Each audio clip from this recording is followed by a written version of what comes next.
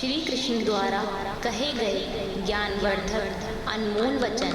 श्रीमद्भागवत गीता में भगवान कृष्ण के उपदेशों का वर्णन है, जिसमें मनुष्य को जीवन, कर्म, ध्यान, शांति, सत्य, योग और सफलता के बारे में सभी महत्वपूर्ण विषयों को गहराई से जानने को मिलता है।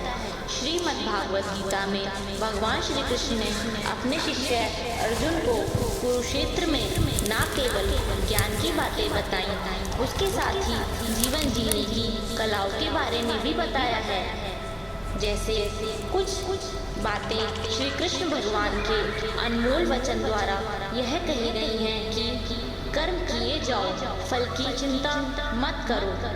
आत्मा अमर है, आत्मा अमर है, इसलिए मरने की चिंता मत करो। इस संसार में कुछ भी स्थायी नहीं है, इस संसार में कुछ भी स्थायी नहीं है। नर्क के 3 द्वार हैं, काम, क्रोध और लोभ। मौन सबसे अच्छा उत्तर है।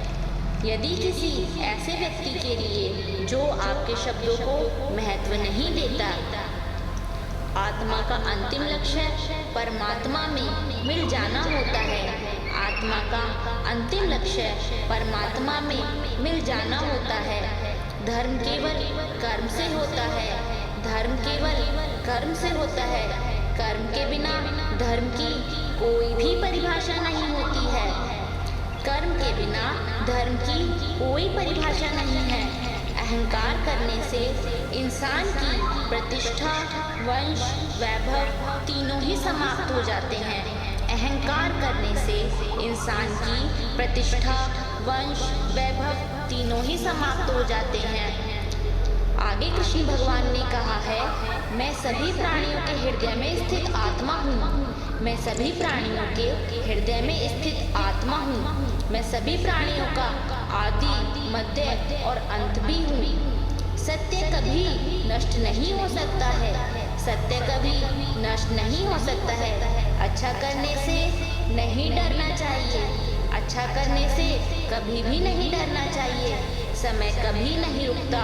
आज यदि बुरा चल रहा है तो कल अवश्य ही अच्छे आएगा। आज यदि समय बुरा चल रहा है तो कल समय अवश्य ही अच्छा आएगा। इसी के साथ राधे राधे।